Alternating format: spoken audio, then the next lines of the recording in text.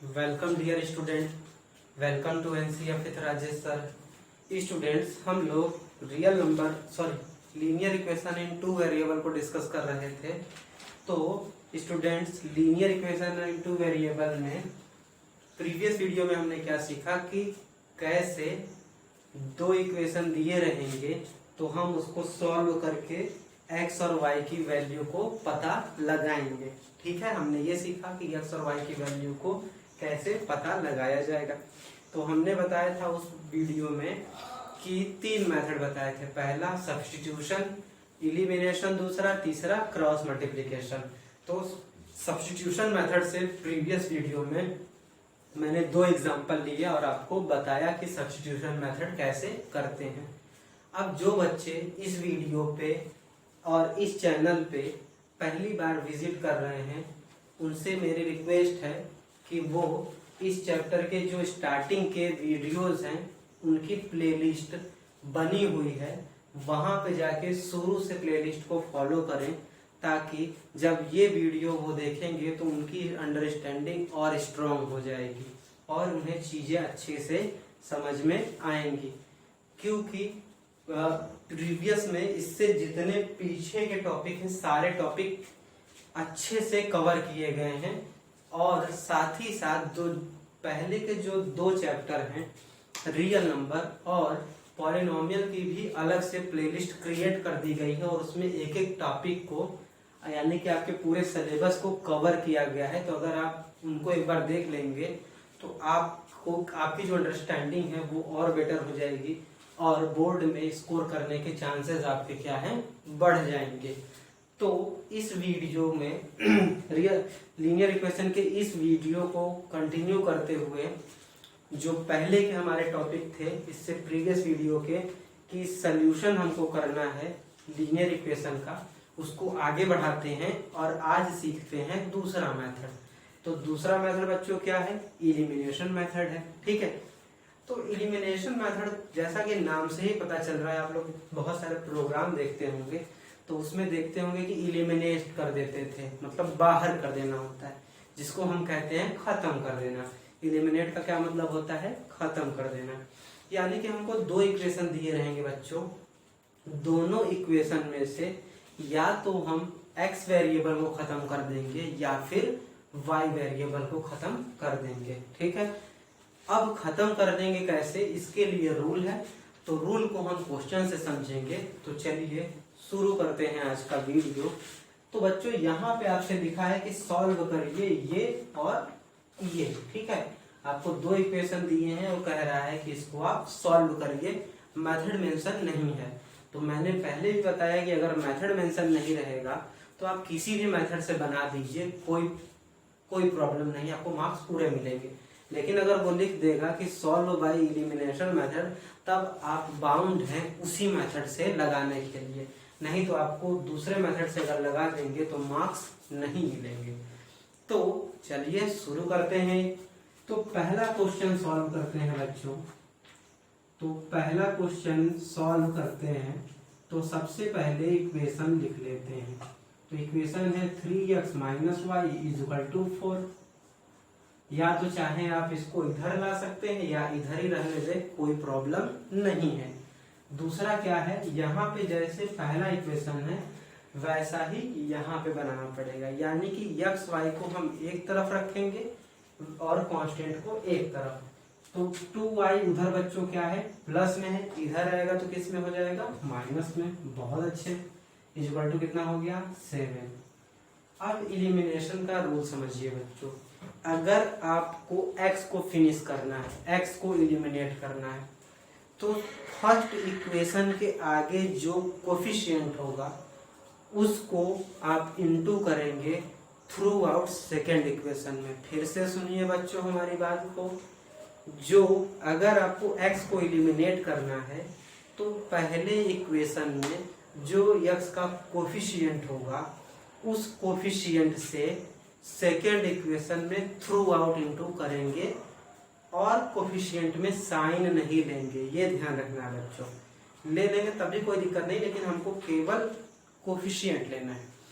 फिर यही काम करना है कि सेकेंड इक्वेशन में जो x का कोफिशिएंट है उस x के कोफिशिएंट को हमको किससे मल्टीप्लाई करना है, थ्रू आउट इक्वेशन 1 से। थ्रू आउट का मतलब LHS में भी हम करेंगे और RHS में भी करेंगे।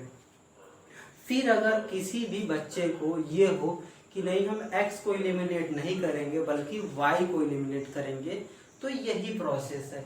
यानी कि फर्स्ट इक्वेशन में जो y का कोफिशिएंट होगा उसको हम मल्टीप्लाई करेंगे सेकेंड इक्वेशन के साथ, और सेकेंड इक्वेशन में जो y का कोफिशिएंट होगा उसको हम मल्टीप्लाई करेंगे फर्स्ट इक्वेशन के साथ।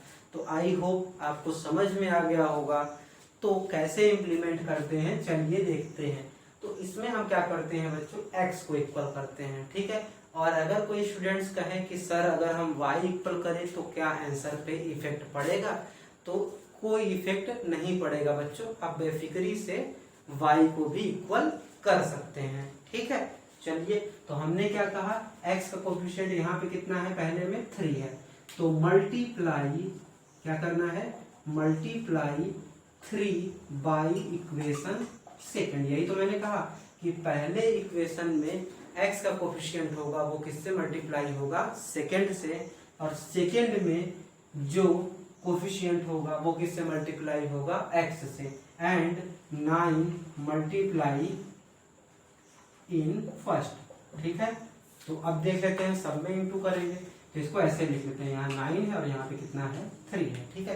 तो यहाँ पे कितना हो जाएगा 27x, यहाँ पे कितना हो जाएगा 9y, यहाँ पे कितना हो जाएगा 36। ये क्या हो गया आपका थर्ड हो गया, ठीक है बच्चों। 3 से करते हैं 27x minus 6y is equal to 21, fourth हो गया। अब बच्चों अगर वेरिएबल का नंबर इक्वल हो गया, देखिए यहाँ पे नंबर इक्वल हो गया, अगर इन दोनों के साइन सेम है, ध्यान से सुनिए, अगर नंबर इक्वल हो गए और दोनों के साइन इक्वल है तब ऑलवेज आप सब्ट्रैक्शन करेंगे, और अगर साइन अपोजिट है यानी प्लस है माइनस है तो आप ऐड करेंगे। तो यहाँ देखिए क्या है, यहाँ भी प्लस है और यहाँ भी प्लस है, तो हम क्या करेंगे सब्ट्रैक्ट, और लिखना भी पड़ेगा बच्चों, एक एक चीज जैसे बोर्ड में करना है वैसे मैं लिख दे रहा हूँ। तो सब्ट्रैक्ट करेंगे तो ये माइनस, ये क्या हो जाएगा प्लस, ये भी क्या हो जाएगा माइनस। अब ये साइन यहाँ आ जाएगा, ये साइन यहाँ आ जाएगा, ये साइन यहाँ आ जाएगा, लिख देते हैं। तो ये तो खत्म। अब देखिए -9y और ये +6y है, ठीक है ना।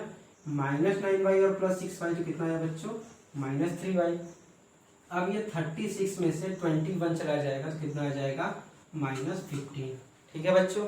चलिए तो ये अब y का यहाँ से आंसर कितना आ गया बच्चों, 5 आ गया, ठीक, कोई प्रॉब्लम नहीं है। अब इस y की वैल्यू चाहे तो आप इक्वेशन 1 में रख दीजिए या फिर 2 में रख दीजिए और x की वैल्यू बना दीजिए। तो चलिए पहले में ही रख देते हैं, तो putting y is equal to 5 in equation 1, ठीक है।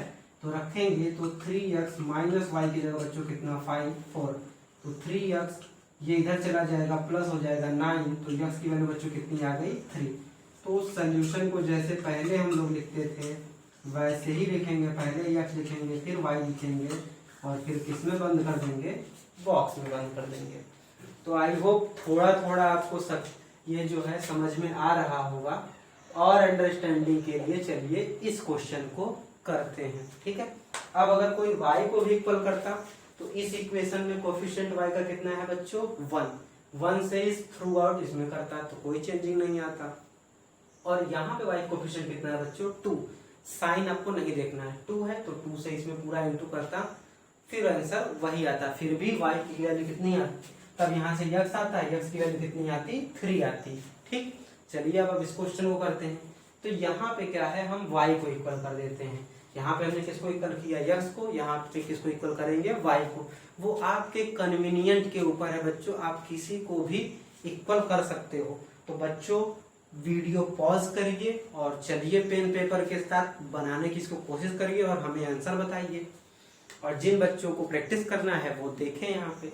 तो यहाँ पे क्या है, हम y को अगर इक्वल करेंगे तो मल्टीप्लाई क्या करेंगे, मल्टीप्लाई बाई 2 इन इक्वेशन 1, यानी इक्वेशन 1 में, अच्छा अभी पहले 3 से किस में करेंगे बच्चों 2 में करेंगे, ठीक, और मल्टीप्लाई करेंगे, multiply by 2 in equation first. इसको फर्स्ट हमने मान लिया, इसको क्या मान लिया, सेकेंड। ठीक है, तो ये तो समझ में आ गया हमको कि इसके आगे कोफिशिएंट है 3, तो 3 से इंटू होगा इस पूरे में, ऐसे लिख लेते हैं, और 2 से इंटू होगा इस पूरे में, लिख लेते हैं। ठीक है, चलिए करते हैं। तो 2 से करेंगे बच्चों तो कितना हो जाएगा 4x प्लस कितना हो जाएगा 6y इक्वल टू कितना हो जाएगा 16। इसको कर देते हैं 13 थर्ड। फिर इससे करेंगे तो 3x minus 6y equal to कितना है 27। तो मैंने बच्चों कहा कि अगर कोफिशिएंट बराबर हो जाए और सेम साइन आए तब आप क्या करोगे, सब्ट्रैक्शन करोगे। लेकिन अगर अपोजिट साइन आए तब आप क्या करोगे, एडिशन। तो देखिए यहाँ पे हो रहा है, अपोजिट साइन आ रहा है, नंबर बराबर हो गए, तो आप क्या करोगे, ऐड करोगे। तो ऐड करके कुछ नहीं करना है, ये दोनों क्या हो जाएंगे, खत्म हो जाएंगे। ये बताइए कितना हो गया 7x, बताइए कितना हो गया 7 37। तो यहाँ से x की वैल्यू बच्चों कितनी आ गई 37/7। तो इस टाइम बच्चों खूबसूरत आंसर आपका नहीं आया, यहाँ पे कट के आंसर आ जा रहा था, तो कोई प्रॉब्लम नहीं है, फ्रैक्शन में आया, हम फ्रैक्शन में ही वैल्यू रख देंगे। अब हमको क्या करना है, इस x की वैल्यू या तो फर्स्ट इक्वेशन में रख दिए या फिर सेकंड में। तो इस बार हम रख देते हैं सेकंड में, पुटिंग। बच्चों आप किसी में रख सकते हैं, ये मत परेशान होइएगा कि सर ने सेकंड में रखा तो हम भी रखेंगे, आप फर्स्ट में भी रख सकते हैं, कोई प्रॉब्लम नहीं है। x equal to 37/37 in equation 2। ठीक, तो रखते हैं, तो ये क्या हो जाएगा 37/30 माइनस 2y इक्वल टू 7। तो चलिए बच्चों कैलकुलेशन है, वीडियो को पॉज करिए और तुरंत इसका सलूशन बनाइए। चलिए तुरंत बच्चों बनाइए और आंसर बताइए कितना आ रहा है। तो बच्चे सलूशन कर रहे होंगे मुझे उम्मीद है, वीडियो पॉज करिए और सलूशन बनाइए बच्चों। ठीक है, सलूशन आप लोग बना लिए होंगे तो मैच कराइए। तो ये प्लस है, उधर जाएगा बच्चों, क्या हो जाएगा माइनस, तो minus 2y equal to 7 minus 37/7।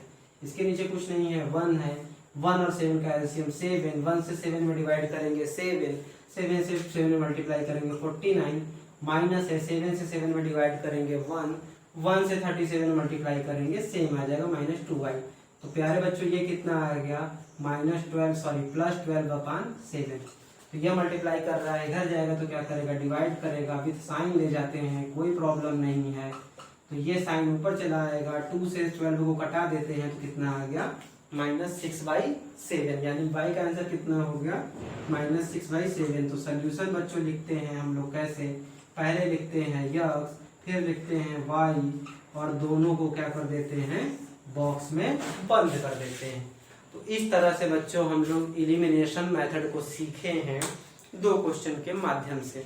आपको क्या करना है, अगर आपको x या y को एलिमिनेट करना है तो आप उसके कोफिशिएंट को एक दूसरे से क्या करेंगे, इनटू करेंगे, और अगर सेम साइन है तो माइनस करेंगे, और डिफरेंट साइन है तो क्या करेंगे, ऐड करेंगे, और वो वेरिएबल खत्म हो जाएगा। फिर उस x या y की वैल्यू आएगी, उससे आप दूसरी वैल्यू करेस्पॉन्डिंग बना लेंगे। तो ये एलिमिनेशन मेथड आपका कंप्लीट हुआ। नेक्स्ट वीडियो में जो 5C में मिलेंगे हम लोग लेक्चर, उसमें हम सीखेंगे क्रॉस मल्टीप्लिकेशन। तब तक के लिए थैंक यू।